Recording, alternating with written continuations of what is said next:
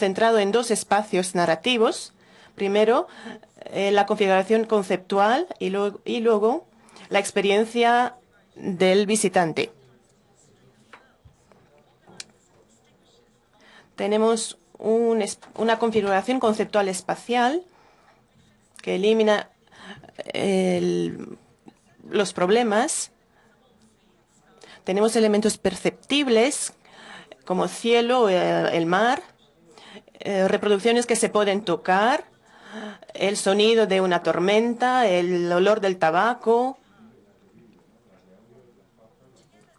Estas estrategias constituyen un paso importante que guía a los visitantes e intentan guiar a los visitantes. Tenemos películas de animación y pantallas multimedia en 3D que son interactivas. Tenemos equipos de experimentación.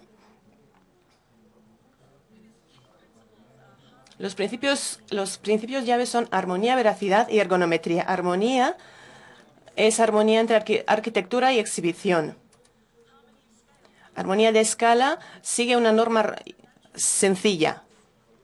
La armonía es la escala natural de las cosas.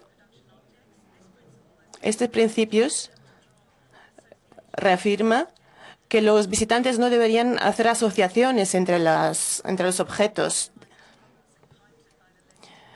La armonía reduce los problemas.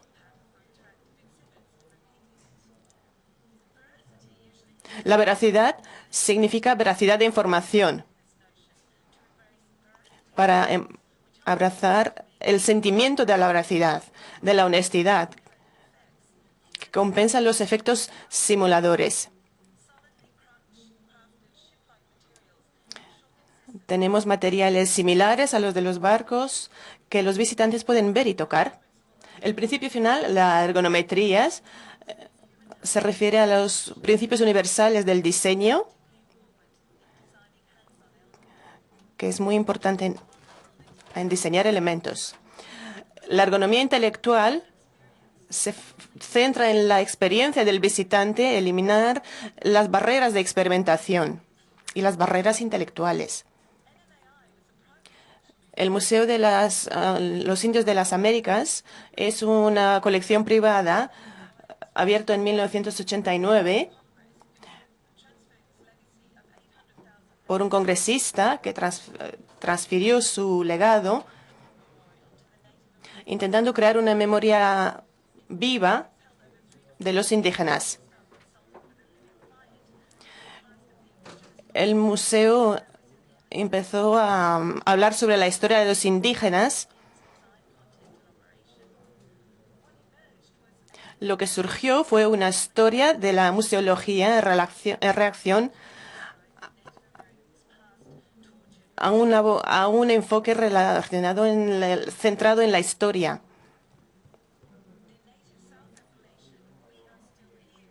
Los nativos dicen: nosotros todavía estamos aquí. Hay 3 subtemas. Nuestra gente, que cuenta sobre los contactos con los europeos desde la perspectiva de los indígenas, las dificultades de supervivencia.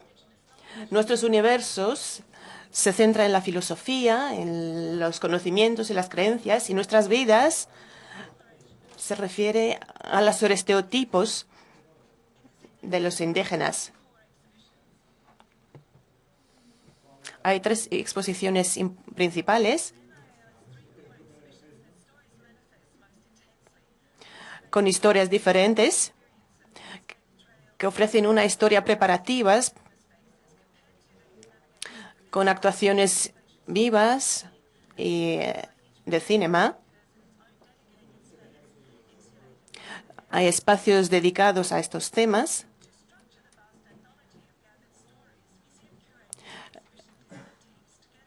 Hay equipos de diseñadores en el museo, y cada espacio de exhibición se centra en algunos temas, en un espacio conceptual para organizar unas historias más pequeñas. Hay una columna vertebral de la que se encarga el personal del museo, que presenta un análisis unificador. La segunda capa son exposiciones co-creadas por los indígenas y la capa final son las historias individuales. La segregación espacial hace que cada área se encargue de una historia narrativa. A diferencia del Museo de la Navegación, el Museo de Estados Unidos tiene otra organización.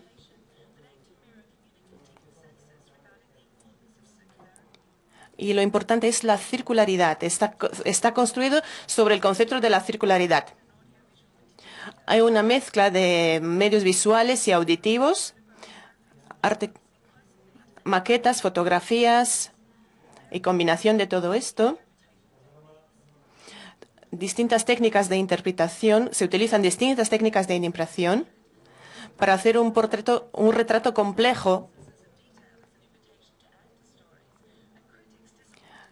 Los críticos están decepcionados con la sobrecarga de información, con los mensajes políticamente motivados. Hay dificultad de reconciliación de las contradicciones entre los indígenas, observando las generalidades sobre las culturas de los indígenas.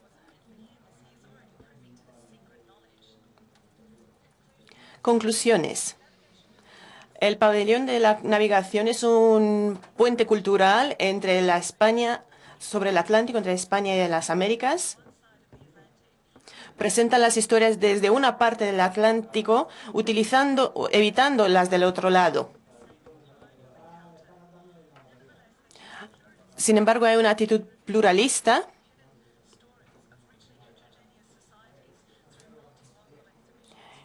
y se intenta presentar interacciones. Al diseñar los museos como historias inclusivas para reconciliar la representación con otras caras y con la igualdad de derechos, se tienen en cuenta más historias y se tiene en cuenta de por qué las historias los hacen a veces menos coherentes.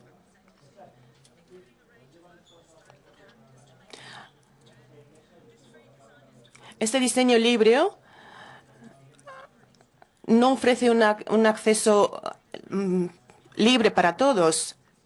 Hay que hacer justicia a las comunidades indígenas.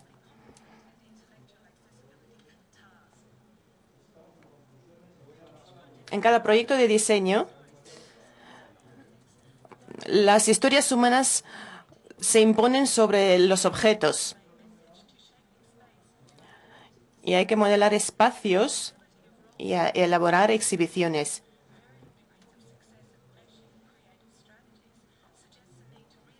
Hay una necesidad de reevaluación de la separación de los museos. Hay que tener en cuenta a todo el mundo, a los arquitectos, artistas, a los guionistas, a los diseñadores gráficos. Hay que sincronizar imágenes e imaginaciones.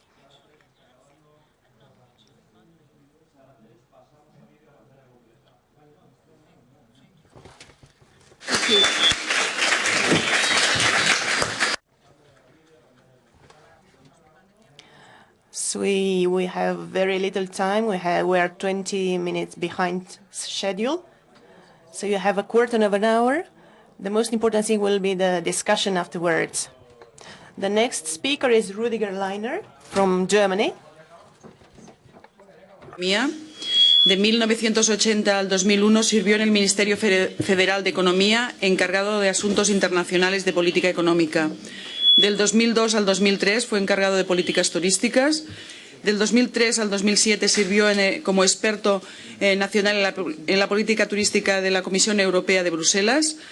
En el 2007 sirvió en la tarea de las fuerzas de la industria de la salud, incluyendo lo que es el turismo de la salud. El 2006 hasta la fecha es jefe de la Unidad de Coordinación de Turismo de la Federación Alemana de Ciegos y de Personas con Visión Parcial. Y en el 2010 es el presidente de la Unidad de la Coordinación Nacional de Turismo para Todos. Cuando quieras, Rüdiger. Thank you very much. Thanks for the invitation and the opportunity to tell. Muchas gracias por la invitación para poder contarles la experiencia en los museos en Alemania, para hacer los museos más accesibles. El punto para comenzar es el artículo de las Naciones Unidas, lo menciono, según las promesas del gobierno para asegurar el acceso a las personas con ciertas discapacidades a los teatros, a los museos. Cuando estamos hablando de acceso, deberíamos tener muy claro que no solamente nos referimos al acceso físico a los edificios, sino también del acceso a los contenidos de las exposiciones, a los objetos, a los documentos, a la información. Esto a veces es una barrera para el entendimiento mutuo. En las convenciones de Naciones Unidas solamente se establecen las bases. Para materializar esta idea es necesario un diálogo entre los operadores y entre las organizaciones de discapacitados. En Alemania este diálogo comenzó con la Confederación Alemana de Ciegos y Personas con Ceguera Parcial. Publicamos un número de guías y de recomendaciones en cuanto a la accesibilidad en general. Algunas son importantes aquí para nuestro debate. En el 2008 publicamos unas guías en cuanto a la accesibilidad de museos y exposiciones que se pueden descargar de nuestra página web. En el 2012 publicamos unas recomendaciones en cuanto a la selección de las audioguías y las guías multimedia. Ayer entré en la ciudad amurallada de Ávila con una audioguía y les puedo decir que esta audioguía al menos tiene uno de estos criterios de accesibilidad, porque no tienes que darle a ningún botón. La información comienza automáticamente. Cuando te acercas a un objeto, se para. La información en sí misma podría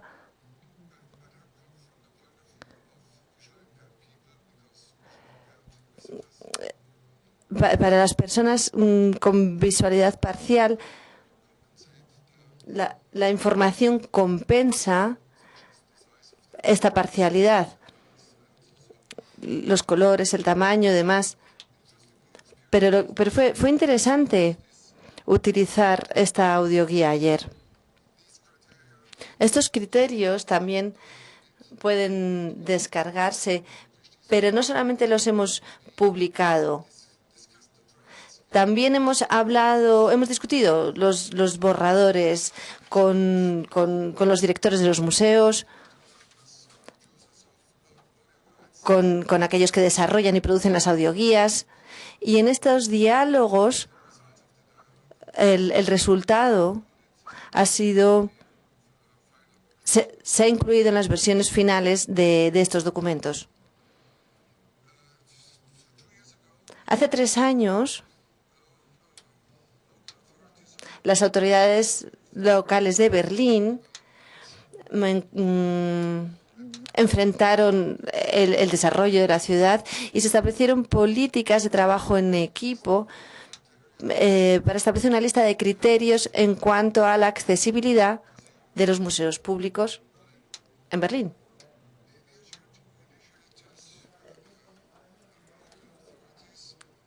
la iniciativa de las autoridades locales en cuanto a los museos públicos. Y, por supuesto, también participaron miembros de las asociaciones de discapacitados de Berlín.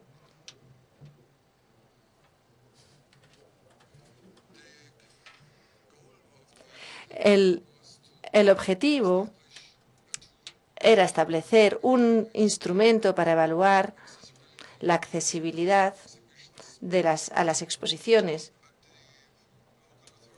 Pero las autoridades locales también querían utilizar estos instrumentos para decidir si las exposiciones merecerían algún tipo de financiación pública para que fueran más accesibles. Los resultados principales, por supuesto, después de 2 años, podríamos publicar esta lista de criterios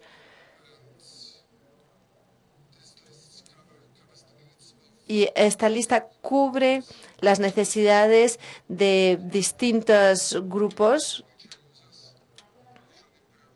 con dificultades visuales, para ciegos, discapacidades auditivas, que necesiten lengua de signos, también discapacidades intelectuales. La lista es exhaustiva.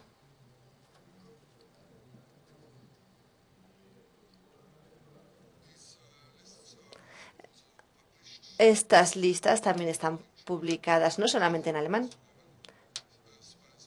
también en español.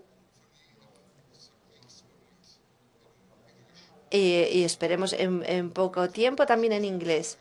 Cuando hice el borrador de esta presentación, cuando la ideé, todavía no estaba la versión en inglés.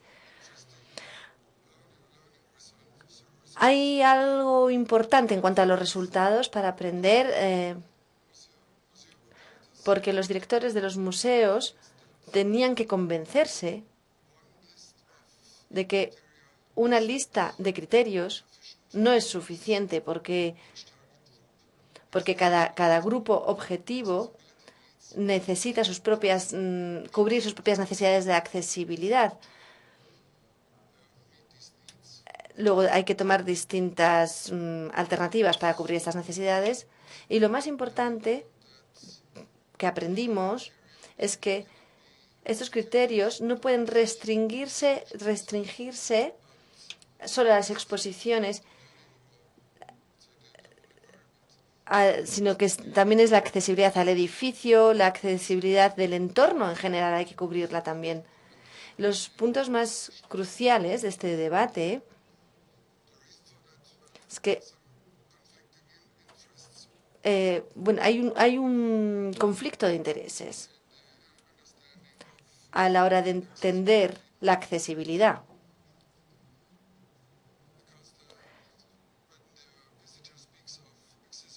Porque cuando un visitante habla de accesibilidad, tiene en cuenta 3 partes. Primero, cómo llegar allí. Esto significa el entorno, el uso de transporte público. Tiene que ser accesible. Luego, cómo entrar, es decir, la accesibilidad del propio edificio. Y luego, cómo disfrutar de la exposición. La accesibilidad a los objetos y a la información. Por otro lado, los comisarios, los planificadores de las exposiciones no se sienten responsables en cuanto a la accesibilidad del edificio. Y los directores de los museos tampoco se sienten responsables en cuanto a la accesibilidad del entorno en sí. Por eso hay que debatir, se debatió durante mucho tiempo cómo solucionar estos problemas. La solución pasaba porque los asuntos de accesibilidad incluidos en la lista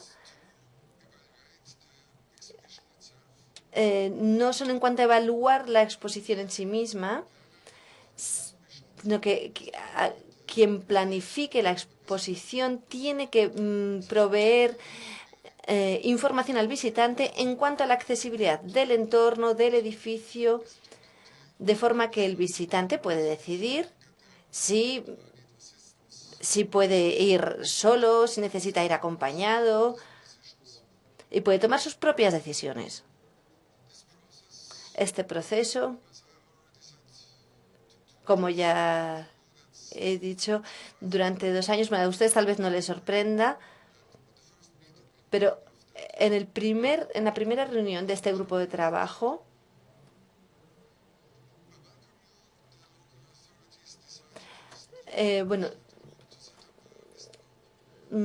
recibimos muy bien que las autoridades locales participasen.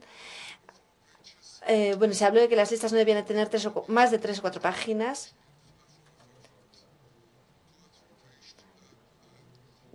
Con 2 o 3 páginas no era la lista entera, pero sí para cada uno de los grupos objetivos. En total serían unas 20 páginas. En la última reunión publicamos esta lista después de debatirla durante 2 años, pero lo importante del proceso fue un diálogo y un proceso importante a la hora de que las autoridades locales y los operadores comprendieran que esto no es solamente, que esto va más allá de Berlín. El año pasado, la Asociación Federal de Museos Públicos de Berlín tomaron la decisión de establecer unas directrices en cuanto a la accesibilidad a los museos. Esto quiere decir que ahora estamos a un nivel federal con estas directrices y esperemos que estas directrices se publiquen en noviembre de este año.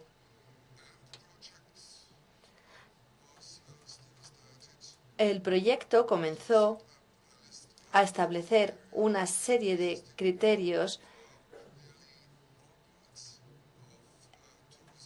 en Berlín, en casi todos los centros turísticos, no solamente desde el Consejo de Coordinación de Turismo para Todos de Alemania. El objetivo de este proyecto no solamente es establecer esta lista de criterios, sino también evaluar los establecimientos para que los operadores decidan establecer estos niveles y a través de estas evaluaciones ver qué criterios se cumplen.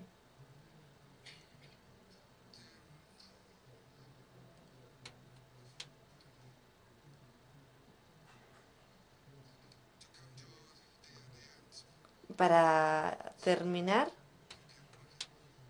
sí. El turismo es un evento transversal que a través de estos criterios de accesibilidad a un nivel internacional, o por lo menos a un nivel europeo, es que es una buena oportunidad para intercambiar experiencias. Esta conferencia, por eso estoy muy contento de haber participado. Doy las gracias a la ONCE por organizar esta conferencia y les agradezco a todos ustedes su atención. Gracias.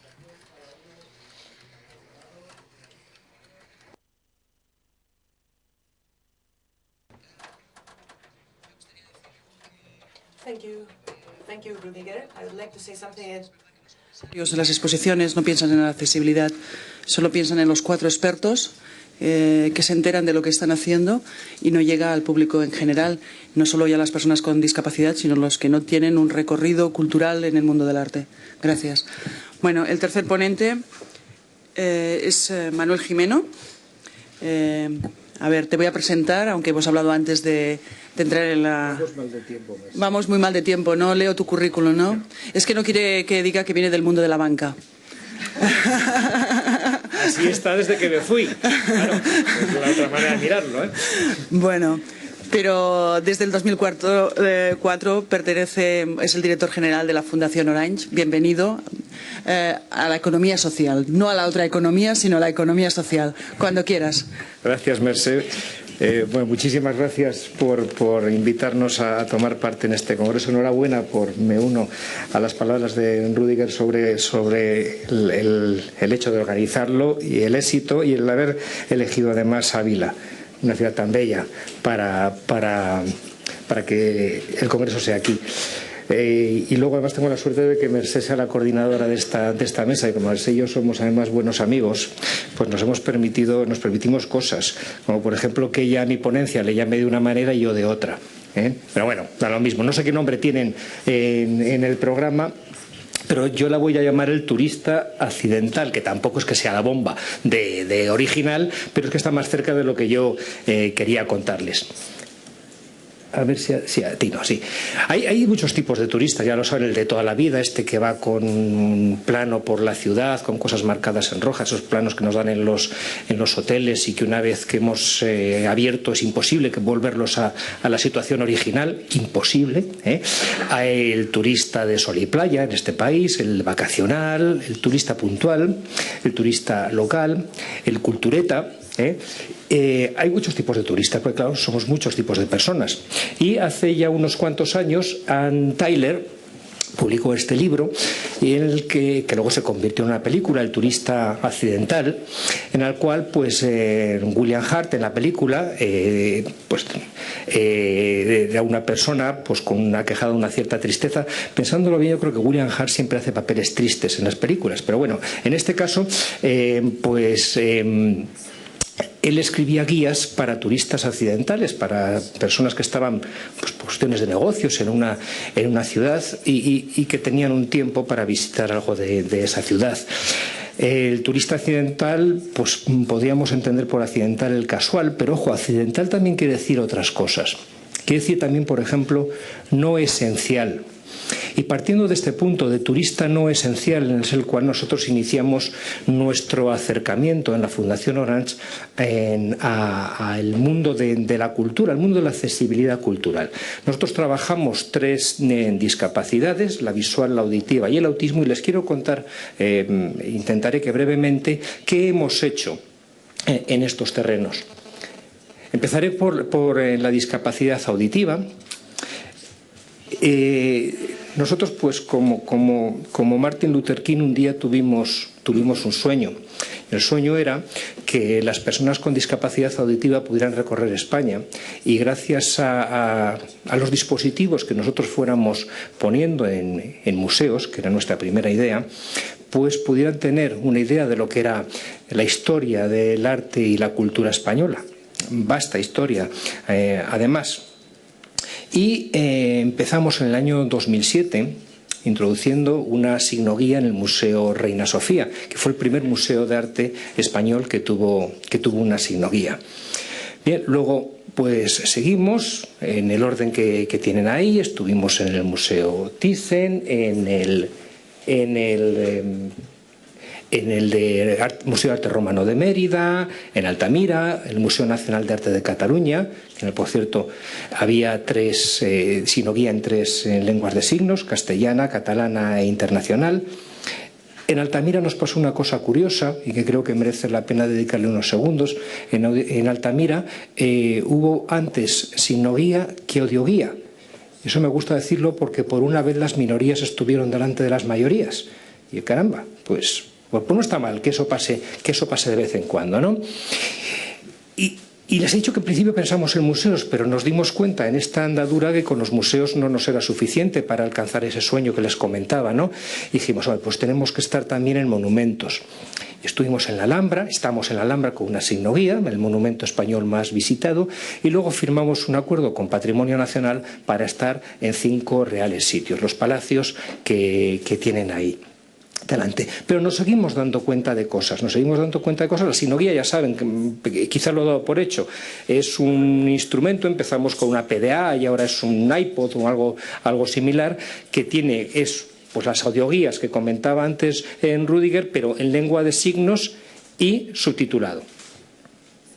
Pero nos dimos cuenta efectivamente que con esto estábamos llegando a una parte, pero solo a una parte de las personas que queríamos llegar, que había otras personas que tienen implantes cocleares, que bueno, pues tienen la discapacidad auditiva, la enfocan de otra manera. Y dijimos, bueno, pues estos tendremos que instalarles bucles magnéticos, tendremos que darles amplificadores y empezamos con un proceso que ha culminado en que todos los museos estatales en España tengan pues alguna de estas herramientas.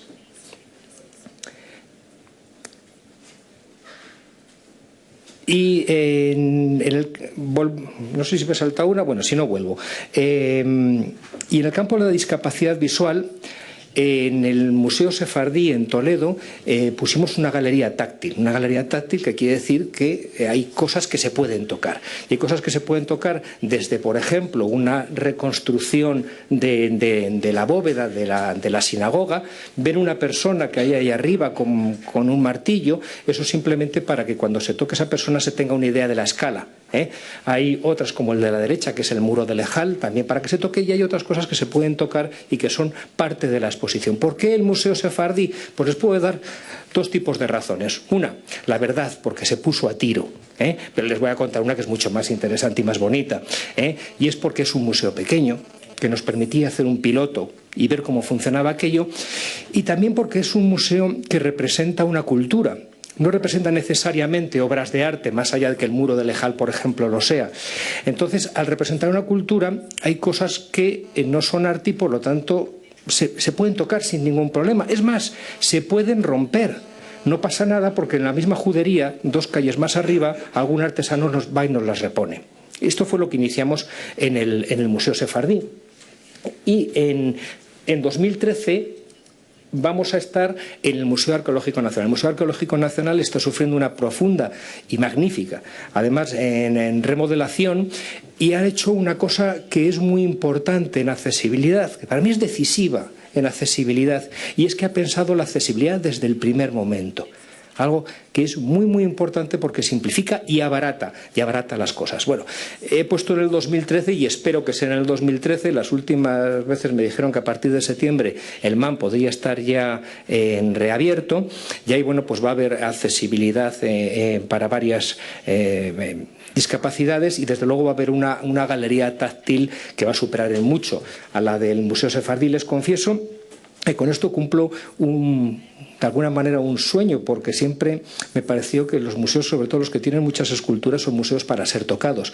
Yo entiendo que no vamos a tocar la Dama de Elche, pero me va a hacer mucha ilusión tocar una reproducción de la Dama de Elche. Y cuando digo me va a hacer mucha ilusión es porque yo lo voy a tocar, porque lo que nosotros queremos cuando ponemos una galería táctil es que no solo las personas ciegas lo toquen, que te acerques a esa reproducción y, si es posible, cierres los ojos y entiendas de alguna manera cómo está haciendo esa visita una persona ciega. Y vamos a hacer más cosas, vamos a hacer más cosas. Lo que pasa que, bueno, ahora mismo las tenemos en la nevera. Pero nos dimos cuenta, ya ven que esto es un tránsito en el que no hemos dejado de aprender, que había además, como dice, no les regales pescado, enséñales a pescar, ¿no? Que había también que lanzar el anzuelo, porque nos dábamos cuenta de que ese turista no esencial del que les hablaba al principio, pues efectivamente era como bastante accidental. Y nos dimos cuenta de que había que intentar también acercarles de otra manera al mundo del arte. ¿Cómo lo hemos hecho? Pues lo hemos hecho en colaboración con la Fundación de Amigos del Museo del Prado. Hemos organizado cursos para personas con discapacidad auditiva, personas adultas que utilizan la lengua de signo, y hemos ido a colegios de integración y hemos llevado niños al Museo del Prado, de manera que conociesen, dándoles clases teóricas y luego yendo al Prado para lo que entendieran lo que se les había explicado. Y ahora les voy a hablar de una experiencia que hemos hecho con autismo, que dirán ustedes, ¿y qué tiene que ver esto con lo que nos está contando? Pues mira, a priori nada, pero déjenme que acabe. Esta es una experiencia que llevamos hablando con el arte, que la hacemos con una asociación que se llama Asociación Argadiní, que está localizada en Madrid y que se dedica a algo tan bonito como la educación emocional a través de la creatividad. Bien, ¿qué hacemos nosotros? Llevamos a personas con autismo de alto y de bajo funcionamiento, niños y adultos, a museos durante un plazo que sea como mínimo 3 cursos. O sea, no es ir a hacer una visita guiada. ¿Qué queremos? Uno, que entren en un museo, que nunca habían entrado y muchas veces no ha sido fácil que entraran, que entiendan qué es arquitectónicamente un museo, que entiendan qué es lo que contiene el museo, que aquello es arte. Algunos de los chicos nos decían, oye, pero esto me tiene que gustar. No necesariamente, pero que sepas que hay gente que le llama arte. Bueno, que a partir del arte entendieran lo que es el proceso de creación y que luego posteriormente ellos crearan a partir de lo que han estado viviendo. Luego además hicimos unos talleres que por cierto, si están ustedes en Madrid el viernes por la tarde, les invito a las 7 de la tarde en el Instituto Francés, ahí en la Plaza de las Salesas. Vamos a estrenar un documental que hemos rodado sobre esta experiencia. Una experiencia que llamamos Simbiosis, en la que juntamos a personas con autismo, con artistas y con voluntarios de Orange para que creen en unas sesiones a partir de lo que el artista les sugiere. Y bueno, como ven, hemos hecho grafitis y hemos hecho hasta paellas de resina. Mira, ¿y esto qué tiene que ver con lo que este señor nos ha empezado a contar? Ya se ha ido, está muy mayor y se nos ha ido. Bueno, estoy muy mayor, pero no sé de qué les estoy hablando. Esto es que ha tenido dos, no daños colaterales, beneficios colaterales. Y han sido que por ejemplo, pues las obras, algunas de las obras que hicieron estos chicos, unos autorretratos, se colgaron en una galería de arte. Una galería de arte que se llama Aprendices Visuales y que expone obras de personas hechas con autismo. Entonces, caramba, primer beneficio colateral. De repente estamos creando algo que puede ser colgado en una exposición y que, por lo tanto, puede ser incluido, si tenemos el coraje de hacerlo, dentro de una posible guía de turismo. Estamos creando contenidos turísticos. Y segundo, nos han venido a decir padres que les hemos cambiado su concepto, padres de estos chicos, que les hemos cambiado su concepto de turismo. Porque antes, cuando salían con estos chicos, no podían entrar a un museo. No podían entrar a un museo y no podían entrar a iglesias, por ejemplo. Y que ahora, gracias a que han perdido el miedo a entrar en ese museo, han cambiado su concepto de turismo y han podido entrar en muchos sitios. Con lo cual, ya ven por dónde, y sin pretenderlo, hemos tenido también una influencia en el turismo para todos. Y fíjense, cuando digo para todos, ahora estoy diciendo para todos, porque estoy metiendo personas típicas y no típicas, que han sido influidas por esto. Pero, por favor, no me aplaudan todavía, sé que lo están deseando, sé que están deseando aplaudirme y lanzar bravos por nuestra labor. Pero les voy a contar una cosa que no le he contado nunca en público y que quizá arroje dudas sobre lo que estoy diciendo. Mire, yo me despierto por las noches muy azorado, nervioso, sudoroso. Lo de sudar me viene bien porque me sobran una decena de kilos, y me aparece esta palabra, factoide. Yo me pregunto, ¿y qué es un factoide? Y me despierto, pues eso, muy sobresaltado con factoide. Yo, como he visto series de policías con asesinos en serie y estas cosas, sé que estas cosas luego pues la gente va y investiga qué es eso, ¿no? Y yo me metí en San Google y vi que factoide era una cosa que habían inventado gente tan seria como los del New York Times. Digo, bueno, bien. Y que el factoide es una cosa, se lo leo, que dice que es algo que parece un hecho, podría ser un hecho, pero que en realidad no es un hecho. Entonces digo yo, ¿y esto lo tendré que unir con estas cosas que nosotros estamos haciendo? ¿Será el turismo para todos, el diseño para todos, la accesibilidad cultural para todos un factoide? ¿Será la inclusión un factoide? Por ahí dicen que sí, una voz por allá. Y hay cosas que creo que están en la mano de todos, que tenemos que hacer para evitar que esto sea un factoide. Les voy a citar una frase que el otro día, el lunes pasado, presentábamos un informe que hacemos sobre la sociedad de la información en España. Este año hemos incluido un índice de inclusión para medir la brecha digital, y para introducirlo citaba una frase de un filósofo español, Daniel Innerarity, que me venía muy bien entonces y me viene muy bien hoy. Dice Daniel que la inclusión se convierta en una clave fundamental para el tratamiento de los problemas globales. Una clave fundamental. Ahí está el tema. Pero para que sea una clave fundamental tenemos que comprometernos todos. Tenemos que comprometernos todos primero a hacerle difusión a todo esto. Vamos a ver, que no haya que ser un experto hacker para saber en una página web de un museo dónde se habla de accesibilidad. Y luego tenemos que entender esto como un compromiso, no como que hay una ley. Y mira qué bien, estos de la Fundación Onans me han puesto un bucle magnético y ala.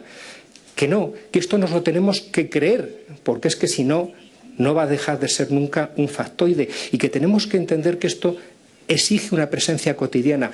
Inclusión significa presencia, ni más ni menos que presencia, y tenemos que intentar que esa presencia sea cotidiana.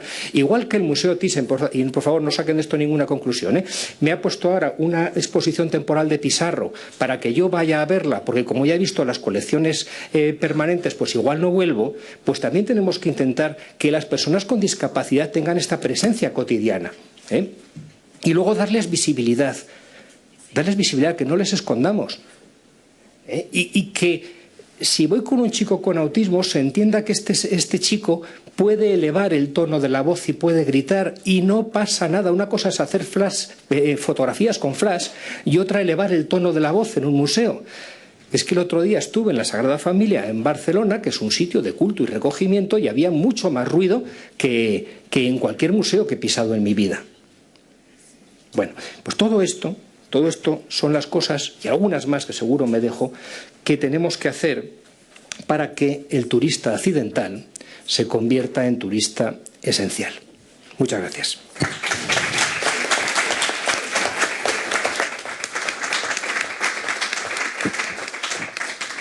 Gracias, Manuel. Gracias, Manuel, por tu intervención.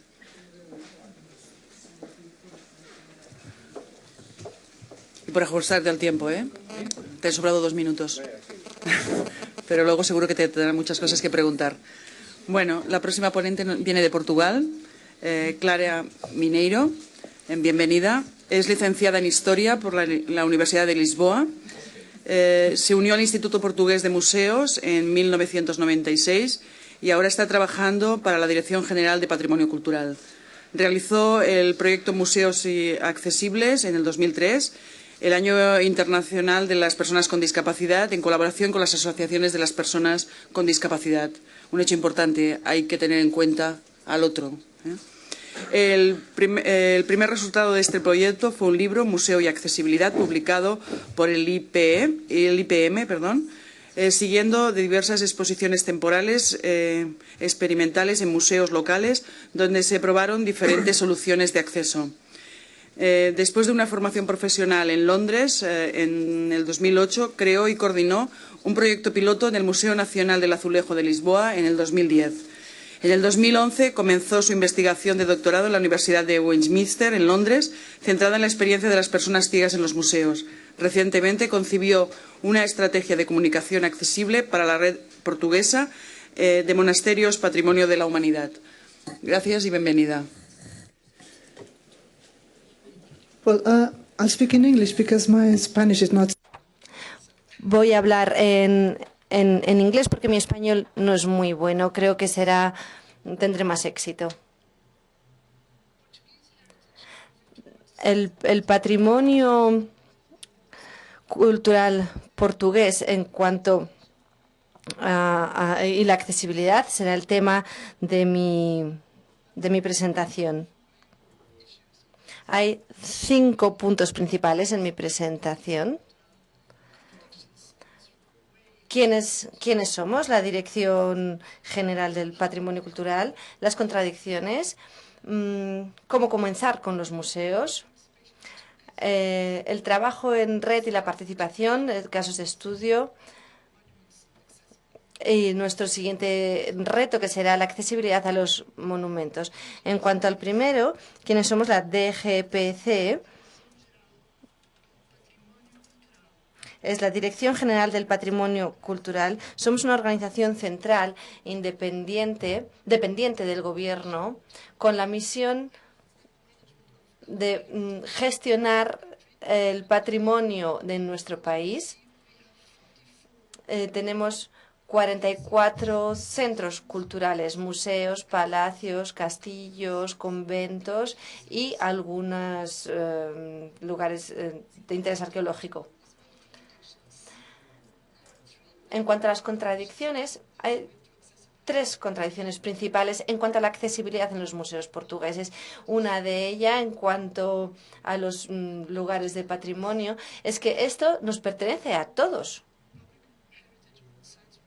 Y nosotros los apoyamos con nuestros impuestos. Sin embargo, algunos sitios no son accesibles. Hay mucha gente que no puede acceder a ellos. Por ejemplo, los castillos y las fortalezas son auténticos enemigos.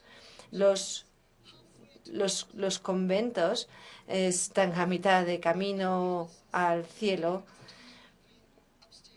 Y los palacios, con una clara distinción entre los pisos de arriba y abajo, subiendo y bajando escaleras.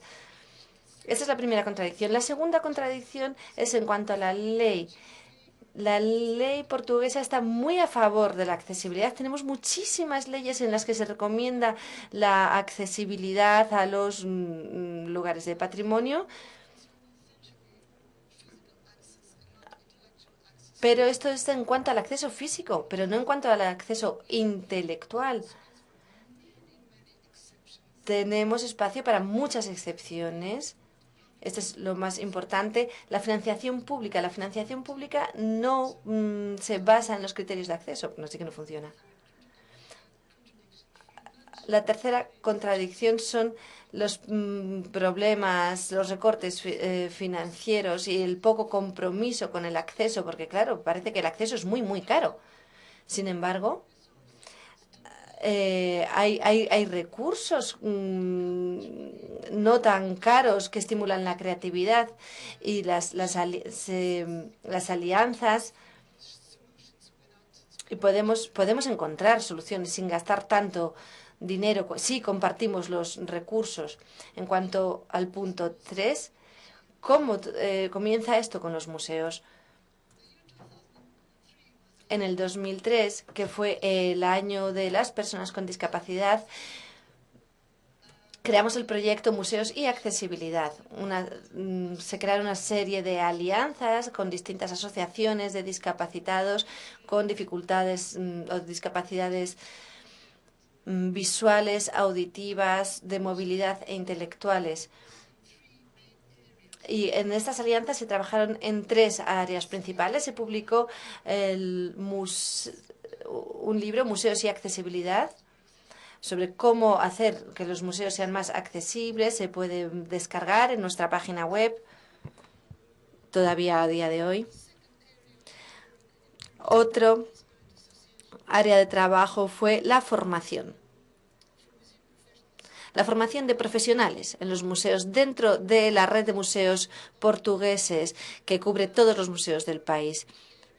Y el tercer área de trabajo fue el desarrollo de exposiciones experimentales temporales en pequeños museos locales como el Museo de Évora, el Museo de Cerámica. Y en el año 2008 hicimos una exposición experimental en una exposición permanente en un museo grande, nacional, importante, en Lisboa, que es el Museo Nacional del Azulejo. Es uno de los museos más visitados en Lisboa.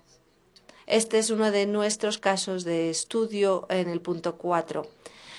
Así que el trabajo en red y la participación en 2 casos. Uno en el Museo Nacional del Azulejo, el Museo Nacional de Lisboa y un pequeño museo en Batalla que depende de las autoridades locales de esta pequeña ciudad que está a mitad de camino entre Lisboa y Coimbra.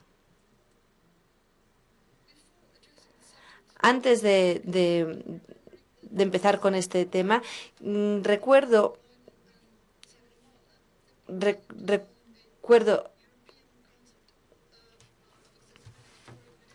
estar trabajando en el concepto europeo sobre la accesibilidad a las administraciones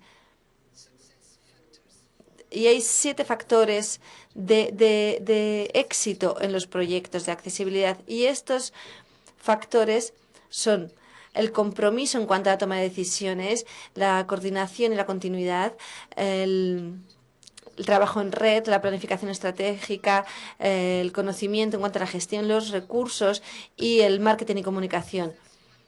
Y estos factores de éxito se desarrollaban en estos 2 casos de estudio.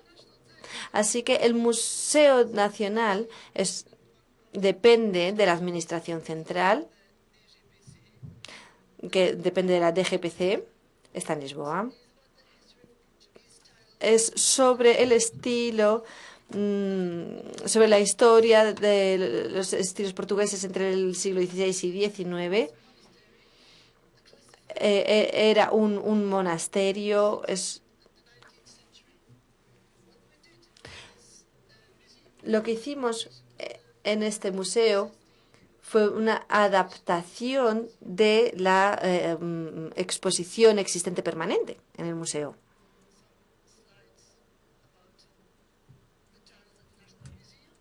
Aquí podemos ver algunas imágenes del museo en mi presentación con financiación pública, pero también con financiación privada, desde bancos privados y asociaciones de discapacitados privadas.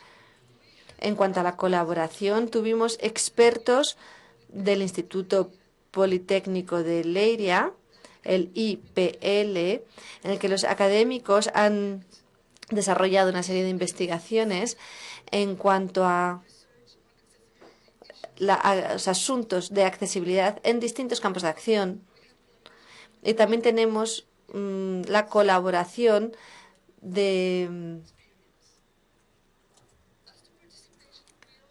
otros privados. En cuanto a la colaboración, también tuvimos alianzas con las asociaciones de discapacitados con discapacidad visual, con la asociación ACAPO para ciegos y también con discapacidades auditivas, con otras asociaciones de discapacidades auditivas de Portugal. Establecimos 2 grupos de consulta con personas con discapacidad visual y auditiva que fueron guiando nuestro trabajo a través de todo el proceso. Así que en el Museo Nacional del Azulejo, en cuanto al acceso físico para personas con discapacidad de movilidad y usuarios de sillas de ruedas, tenemos rampas, tenemos distintos tipos de infraestructura accesible, tenemos escaleras adaptadas, todo tipo de pequeñas rampas para acceder a las salas de exposiciones. El museo es completamente accesible para personas con cualquier tipo de discapacidad motriz. En cuanto al acceso a la información, se desarrollaron recursos táctiles, réplicas táctiles, y también la información fue impresa en tamaño grande y en braille. En cuanto también a las personas que están detrás de los objetos que se muestran, no exclusivamente se mostraban los objetos. Aquí podemos ver una réplica táctil de uno de los paneles. Se pueden ver los textos impresos en letras grandes. Podemos ver otra réplica aquí en acrílico. Aquí también vemos audioguías. Las audioguías tienen que dirigirse... ¿Cuál es la palabra? Tienen que dirigirse con células electrónicas cerca de los objetos. Pero este es el problema. Porque el museo no permite que la visita la haga una persona ciega sola, porque porque es un poco complicado, hay demasiados distintos niveles. Luego, sería un poco difícil que una persona ciega hiciera esta visita, porque hay que dirigir estos dispositivos a la célula electrónica. Bueno, aquí vemos miembros de nuestro grupo de consultas que están probando las réplicas táctiles finales. También tenemos videoguías. Las videoguías son para personas sordas que utilizan lengua de signos, pero también para personas con dificultades de audición, porque como podemos ver en la diapositiva, bueno, podemos ver visitantes. Vemos una fotografía de algunos de los miembros de nuestros grupos de consulta, que son sordos, que están probando las versiones finales de las audioguías. Y entonces, cuando analizamos cómo estos factores independientes de éxito se desarrollaban en estos proyectos, puedo ver 3 puntos que fueron de éxito: el trabajo en red y la participación, la gestión del conocimiento, los recursos.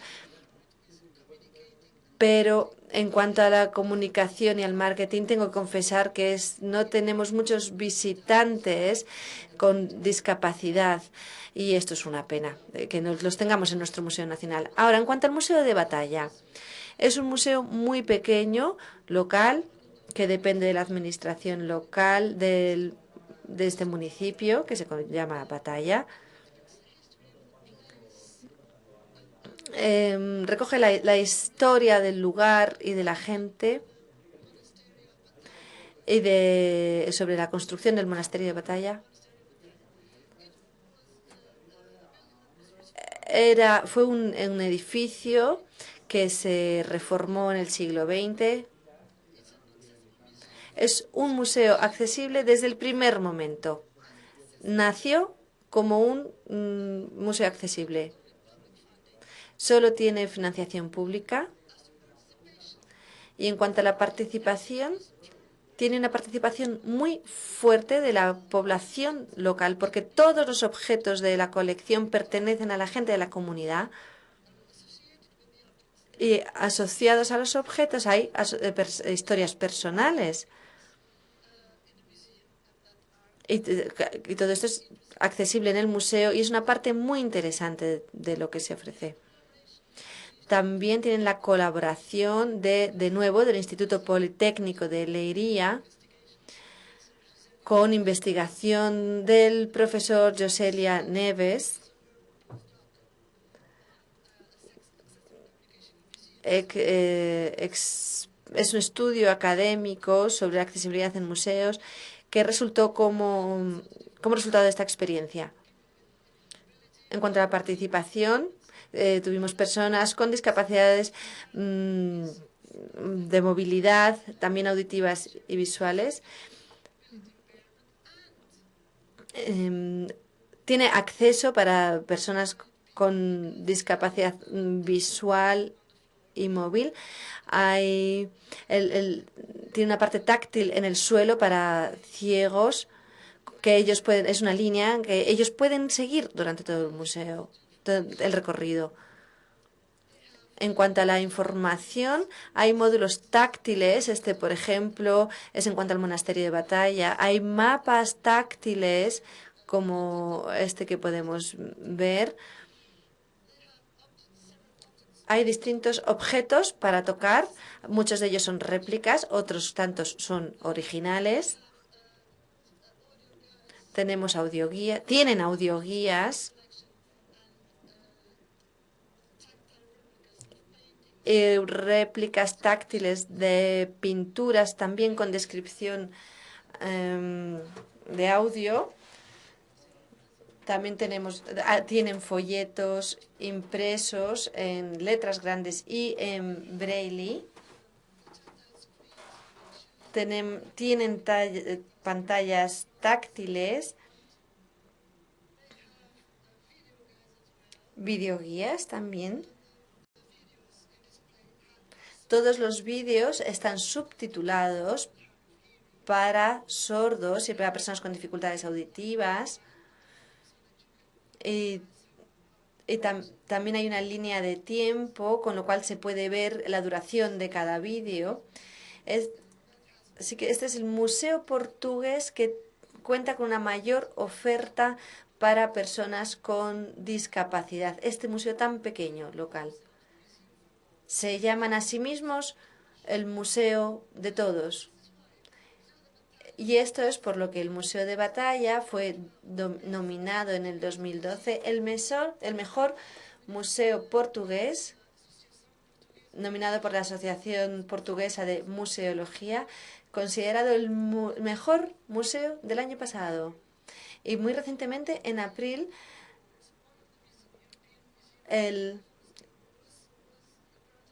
obtuvo el premio europeo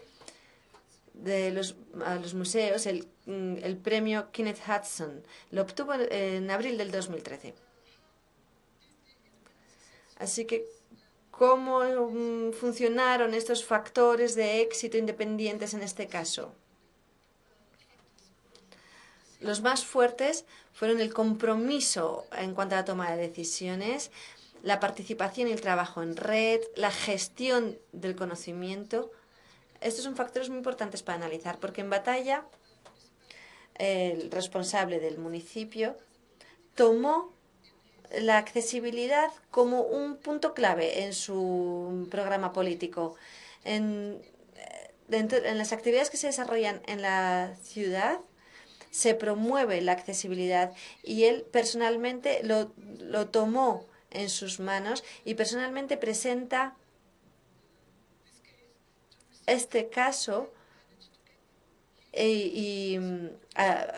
a estos premios y gestiona todo. Luego, realmente hay un compromiso político muy importante. Por supuesto también que la gestión de los conocimientos es muy importante. Esto es un proyecto académico, es el resultado de un proyecto académico. Luego, estos puntos son muy importantes.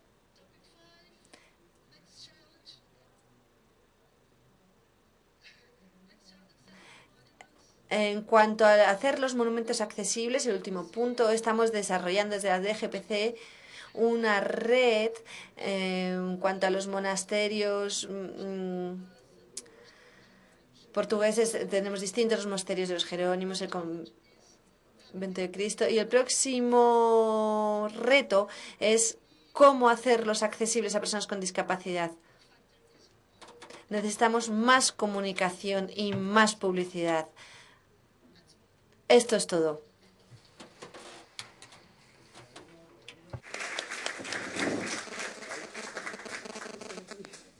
Gracias, Carla. Carla, te quería decir que merece la pena, aunque solo sea una persona la que vaya a utilizar esa accesibilidad. Como decía Manuel Gimeno, el turista accidental que se vuelva usual. Eso es lo que pretendemos, ¿vale? O sea que aunque solo venga una persona, merece la pena esa accesibilidad. Gracias. Bueno, y por último, tenemos a Miguel Moreno. Siento, Manuel, a él lo conozco desde mucho antes. 17 años, he tenido el placer de trabajar durante 11 años en el Museo Tiflológico. Es amigo, pero también hemos sido enemigos, ¿verdad, Miguel? Nos hemos peleado mucho. Nunca. Cualquiera es enemigo tuyo. Bueno, él es licenciado en Psicología. Es el responsable del Museo Tiflológico de la ONCE, un museo para ver y tocar. Bueno, es un experto en esculturas, lo que es las maquetas.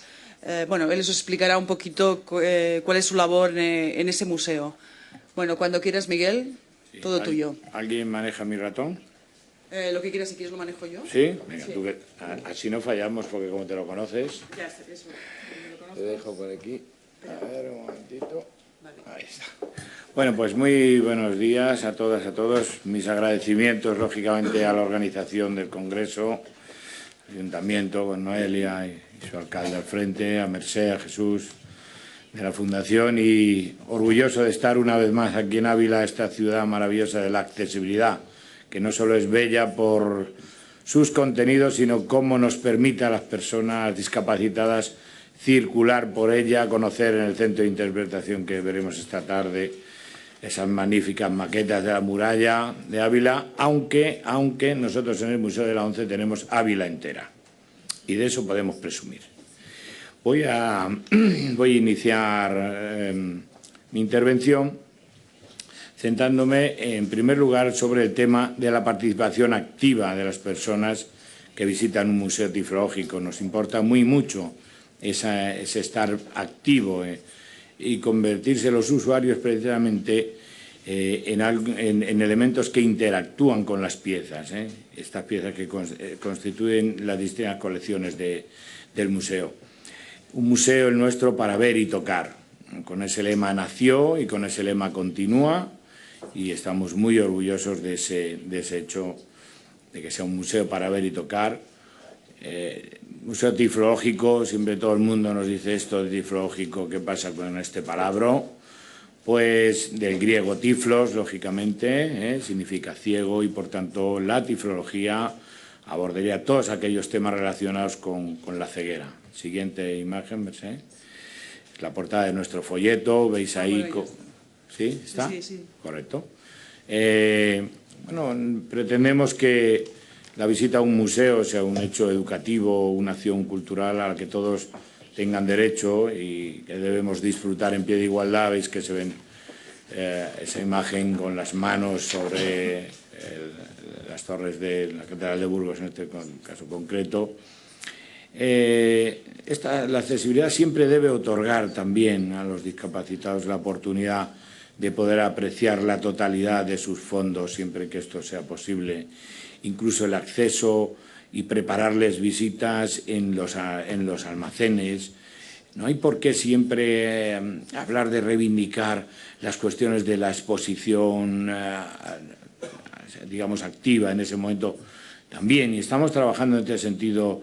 El otro día con el Museo del Prado hablábamos, ¿no? Siempre les regaño allí, en el buen sentido de la palabra, tenéis las esculturas allá arriba, cerca del techo, ¿qué pasa? Esto no puede ser. Entonces, hay que trabajar a veces, dice, no, es que tenemos dificultad en la exposición y tal. Bueno, pues preparamos una exposición en los almacenes, nos preparáis una mesa larga y ahí con un montón de esculturas, y no os preocupéis, nos echamos el gel correspondiente en las manos, porque esto de los guantes, vamos, gato con guantes no caza ratones. Esto de los guantes, por favor, que tengan claro que a nosotros nos dificulta, por muy delates que sean. Existe la posibilidad de ese gel que permite al tacto disfrutar de la pieza en su totalidad. Y bueno, el mundo de las réplicas, pues siempre pretendemos la pieza original, ¿por qué no?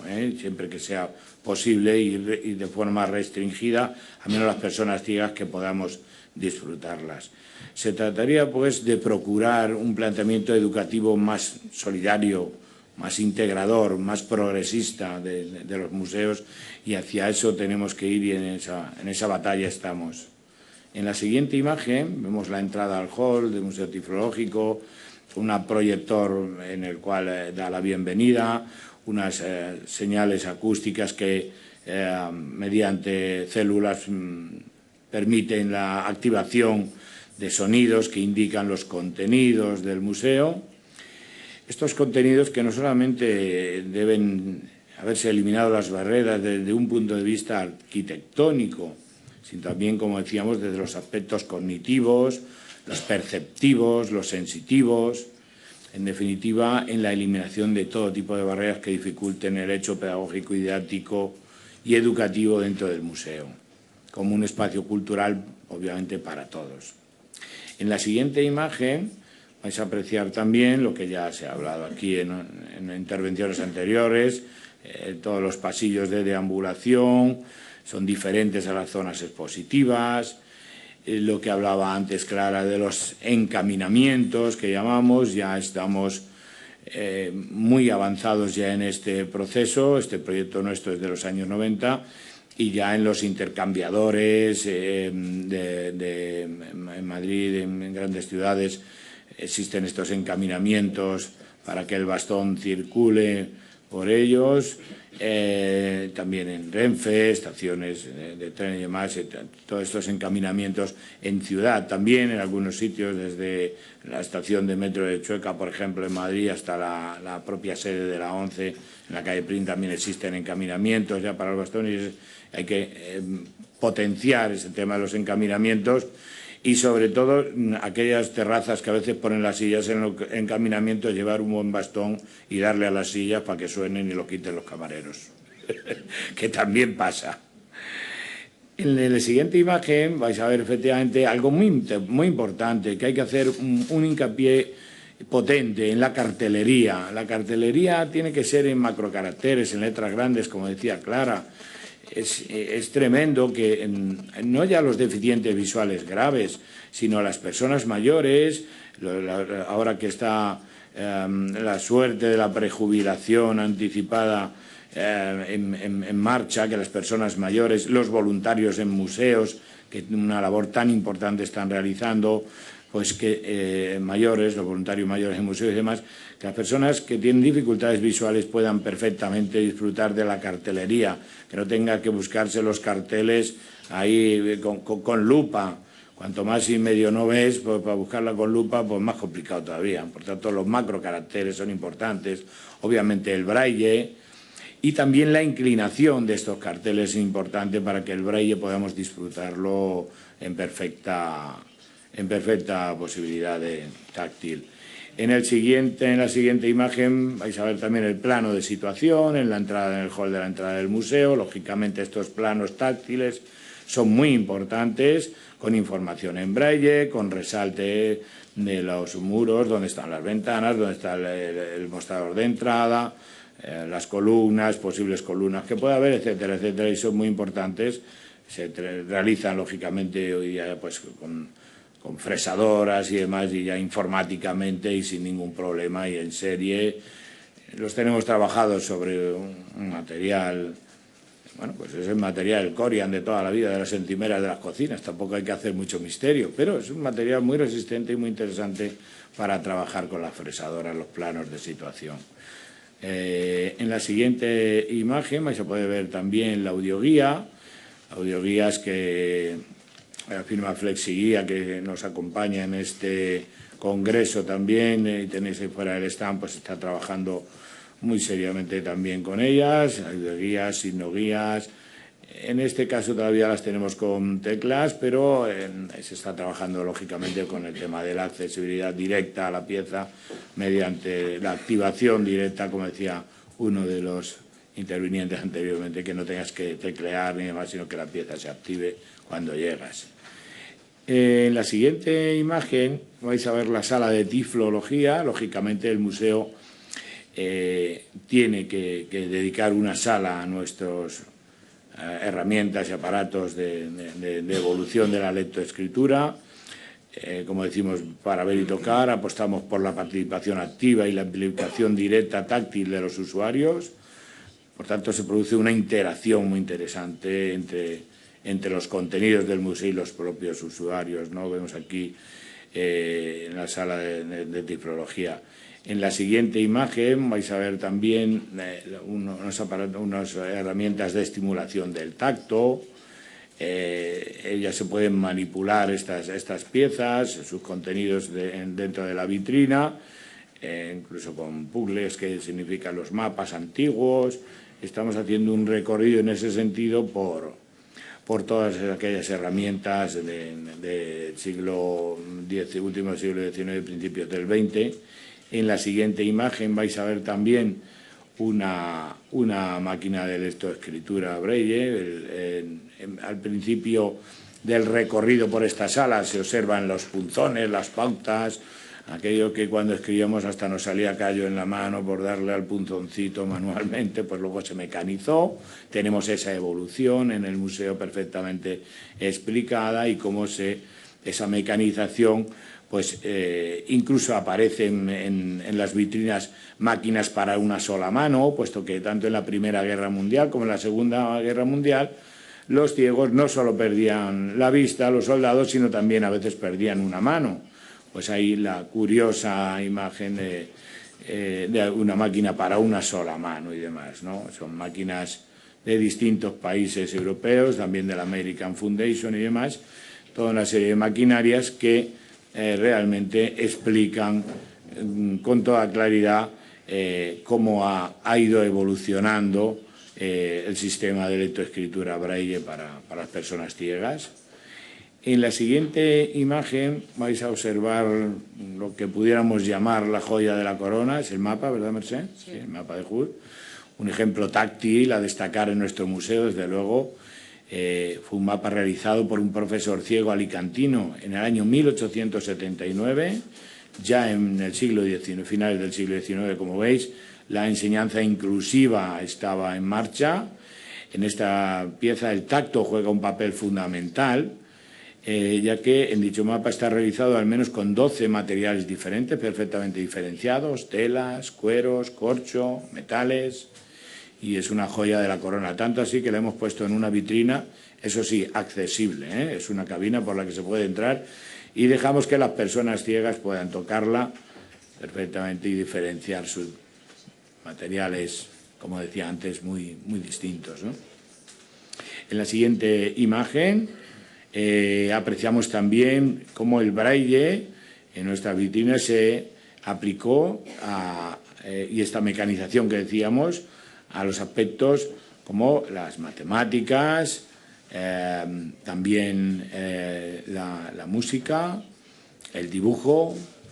Este asunto de la música fue un hilo conductor muy importante para que el colectivo de discapacitados visuales, de los ciegos, formaran orquestinas, formaran grupos, y es el embrión fundamental de la ONCE, de la Organización Nacional de Ciegos, cómo los ciegos empezaron ya a asociarse desde el principio del siglo XX en estas orquestinas que digo, también rondallas, y las hermandades de Santa Lucía se nutrían mucho del mundo de la música. Tenemos, de hecho, partituras de 1870, incluso, en braille, perfectamente conservadas, porque este tema de la música, como digo, fue un hecho que aglutinó muchísimo al colectivo de los ciegos, y por eso probablemente el asociacionismo dentro de los ciegos tenga mucho que ver con el mundo de la música. También los ciegos copleros, las coplas de cuerda que se llamaban, cuando los ciegos cantaban en plan juglar las cuestiones. Por eso digo que la música es muy importante y tenemos ahí representación de cómo la música se adaptó a las personas ciegas. En la siguiente imagen veis un aparato de lo que es el libro hablado, en contraste con el actual planteamiento de la ONCE de proporcionar los libros grabados digitalmente, tanto en CD como hoy día accesibles para bajarse de nuestra página web de la ONCE, el apartado del afiliado, el club del afiliado a la ONCE, puede bajarse a MP3, puede bajarse a smartphone, puede bajarse a iPhone, los libros. Pues nosotros tenemos en nuestro museo la posibilidad de percibir la evolución de este llamado libro hablado con estos aparatos mamotréticos que nos servían casi más que para leer, hasta de mesita de noche. O sea que era una cosa tremenda poder estudiar ahí en aquellos aparatos, y cómo esa evolución tan importante está plasmada en el museo nos parecía muy importante para ver de dónde venimos y dónde estamos, y cómo hay que seguir avanzando las nuevas tecnologías, obviamente, para la discapacidad. Pasamos a la siguiente imagen. Como no, íbamos a tener una colección de cupones de nuestra lotería, la colección de cupones que muestran las distintas etapas por las que esta especial lotería para ciegos ha ido pasando, y la conexión que ha tenido con la propia evolución de nuestra institución.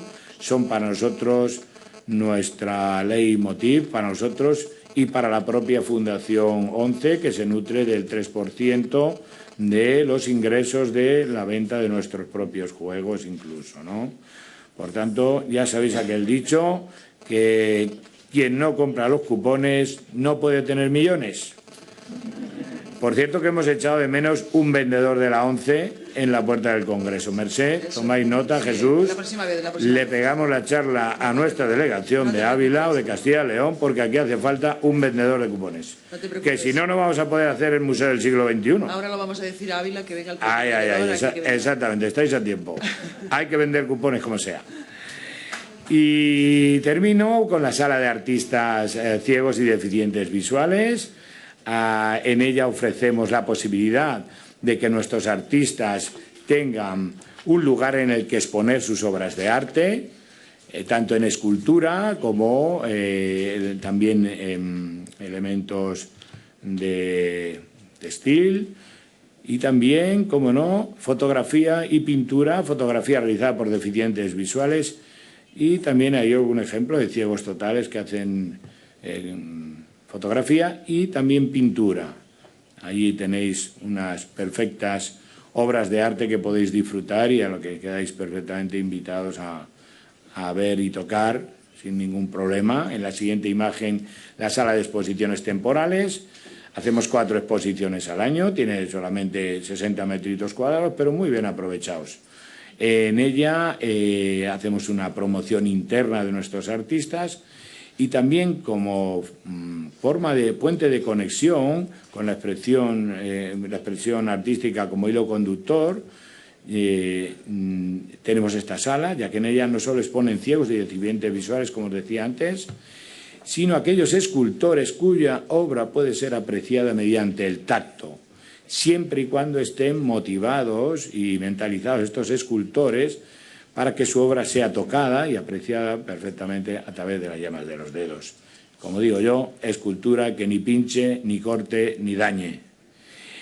Finalmente, en la siguiente imagen vemos lo que sería el puente o hilo conductor entre el mundo de los que ven y de los que perciben mediante la vista y la unión del tacto. Ofrecemos la posibilidad de tener al alcance de la mano toda una serie de monumentos, patrimonio de la humanidad.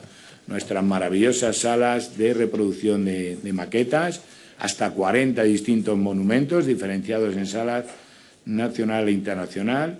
Estáis viendo, creo, la Torre Eiffel, ¿verdad, Merced? Sí, la Torre Eiffel, trabajada en metales, con una magnífica escala en la cual se pueden percibir interiormente las escaleras de caracol, los ascensores, subir arriba con las manos, observar arriba las antenas, toda la parte alta, y en metales pues nos parecía un acercamiento interesante al original.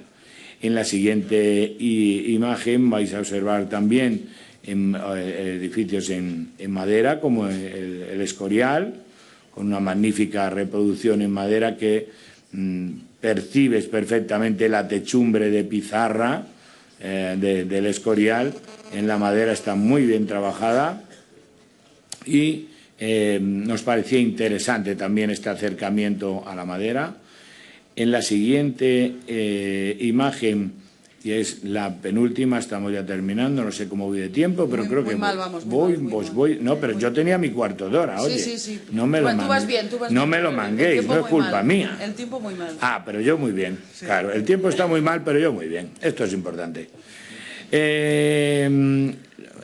Pretendemos también el aspecto de los jardines del Taj Mahal que estáis viendo, el ver también cómo hay materiales que nos acercan al mundo de los textiles, nos acercan al mundo de lo vegetal. Con lana, lino y seda de la India se han reproducido estos magníficos jardines. Pretendemos impregnar de estos nuevos conceptos de la pedagogía táctil, tales como la tridimensionalidad, que podéis observar en la siguiente imagen, Merced, la cúpula del Taj Mahal, que veis arriba, es realizada en mármol blanco de las propias minas de Makrana, con un acercamiento importante a los materiales del original. Las maquetas son accesibles por sus 4 costados, pudiéndose apreciar globalmente y en detalle todos sus contenidos. Veis la cúpula con todos sus detalles táctiles para todos los públicos, estando todos en pie de igualdad ante el hecho cultural y educativo de lo que significa la visita a un museo y ese acercamiento que digo a los materiales originales, aunque sean réplicas, esas réplicas plasticosas en resinas, sin carga siquiera de un poquito de polvo de mármol para que pueda asemejarse un poquito en la frialdad, en la rugosidad, en las texturas, no nos gustan nada. La verdad, las réplicas están muy bien, pero a ser posible originales o con materiales que se acercan a lo original. Finalizamos de nuevo con la imagen inicial de nuestro folleto, diciendo que este es un museo que apuesta por un futuro más humano y más comunicativo en la atención a sus usuarios, potenciando la accesibilidad a las obras de arte en particular y a todos sus fondos en general, sin límite alguno, siempre intentando acercarnos a lo original lo máximo posible. Muchas gracias.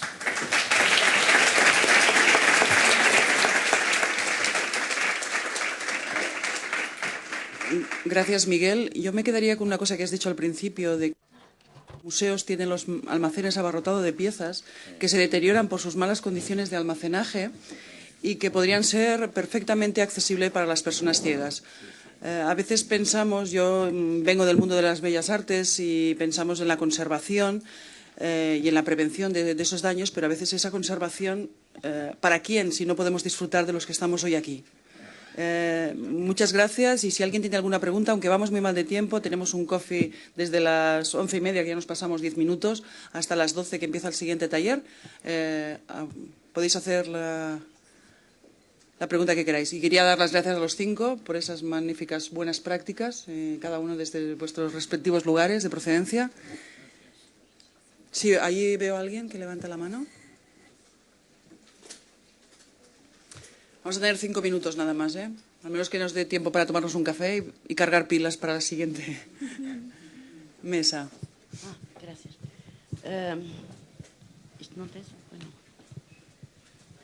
Buenos días.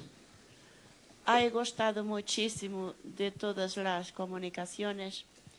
Quería referir que para mí el Museo Tiflológico de Once es lo mejor del mundo, que lo conozco, que nunca estuvo lá tanto tiempo cuanto quería, porque me mandaban para la puerta y yo quería continuar, pero no era posible.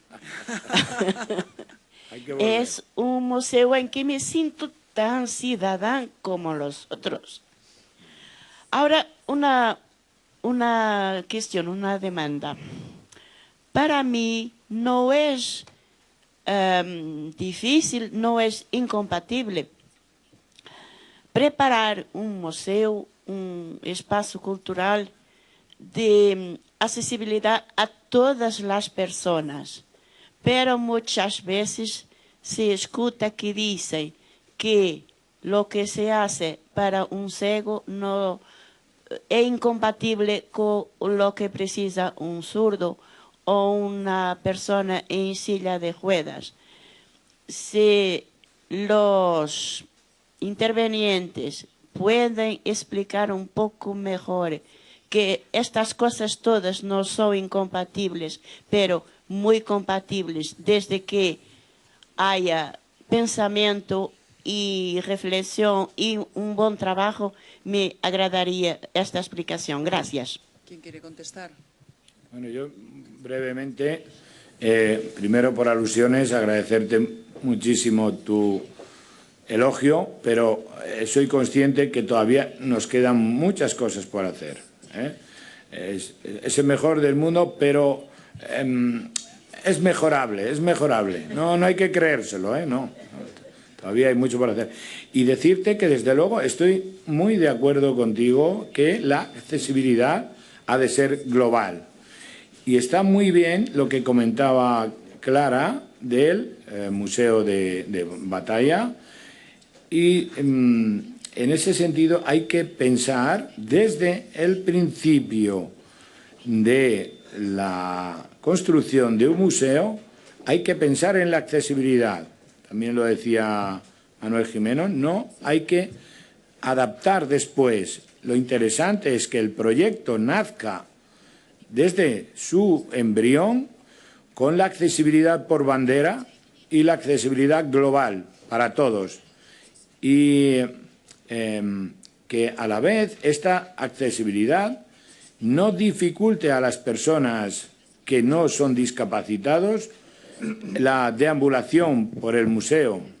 Por tanto, ese es el reto. Yo pienso que cuanto menos se noten los detalles de la accesibilidad, pues mejor. Iremos normalizando cada vez más la accesibilidad.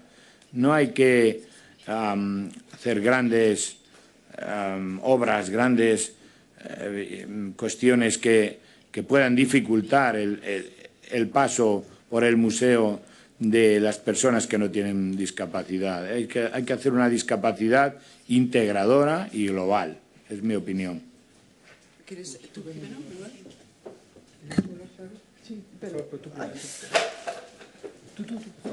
Clara, por favor. Teresa, I think there are... Sí, creo que a veces hay conflictos entre las distintas necesidades para las distintas personas. Si se tiene un camino táctil que es bastante relevante, puede ser un obstáculo para personas con silla de ruedas. Si hay información sobre un cuadro impreso en letras grandes, podría ser un obstáculo para otro tipo de visitante que le gustaría ver la obra sin esta, ¿cuál sería la palabra? Intromisión.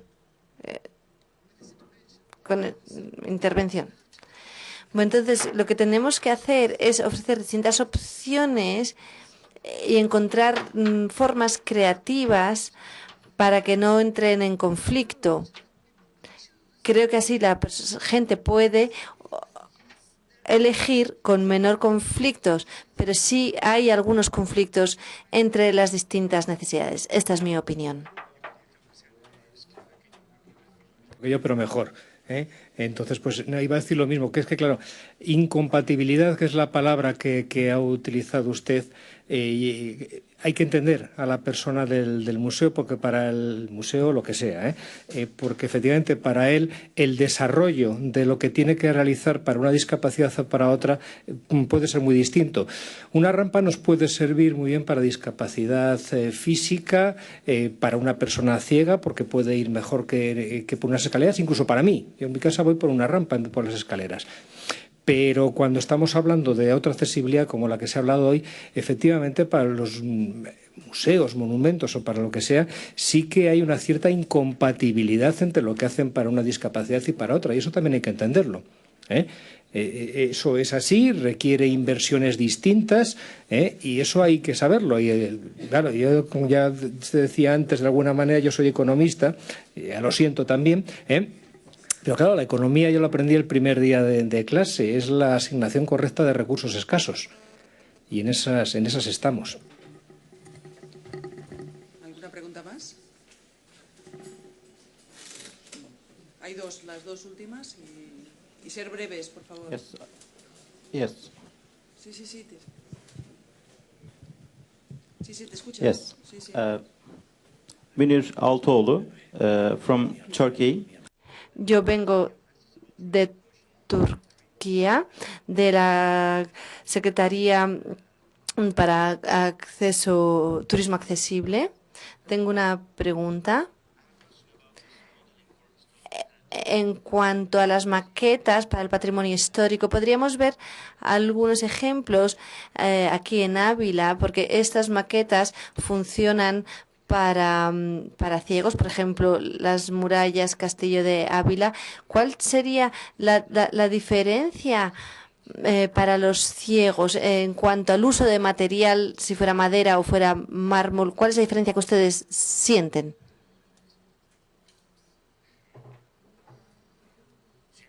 Entendido. Así pues, alguien que me diga brevemente. ¿Qué dice qué diferencia hay en el material cuando utilizas una maqueta? Si es madera, si es... Sí, yo creo bien. que iba por ahí la pregunta. Bien, sí. ¿Y si hay una maqueta de Ávila aquí? Sí. Bueno, sí hay sacamos a concurso la ejecución de las maquetas y son los maquetistas profesionales con nosotros quienes acordamos los diferentes materiales. Como te decía antes, nos gusta mucho que el material sea un material noble, madera, mármol, piedra, metales, y si son resinas siempre con una carga importante de mármol para hacer la marmolina que esté fría, que esté parezca piedra, ¿vale? Y la maqueta de Ávila está en nuestro Museo Tiflológico. Aquí lo que vais a poder ver y tocar esta tarde son maquetas de trozos de la muralla, y algunos en plano, no sé, hay alguna actualización que vais a poder ver esta tarde en un edificio del ayuntamiento, que está en el centro. Pero yo creo que es importante siempre intentar acercarse lo máximo posible al material original. Por eso me gusta mucho nuestra maqueta del Taj Mahal. Se trajo el mármol de las minas de Makrana original, y esto es muy interesante para el tacto, que parezca la última pregunta, original. Perdona, Miguel. No, la última ya. pregunta, ¿sí? ¿Tú querías decir algo? Just to return to the question of Para contestar a la pregunta sobre incompatibilidad, creo que hay algunas ideas que podemos ver como compatibles. Por ejemplo, en el Museo Tiflológico, para personas que no tengan discapacidad visual, también tocarlas, y en lugar de tener una versión para los ciegos y otra para los no ciegos, si estos límites pudieran cruzarse, así las personas podrían pensar en ambos sentidos. Bueno, pues vale, muy bien.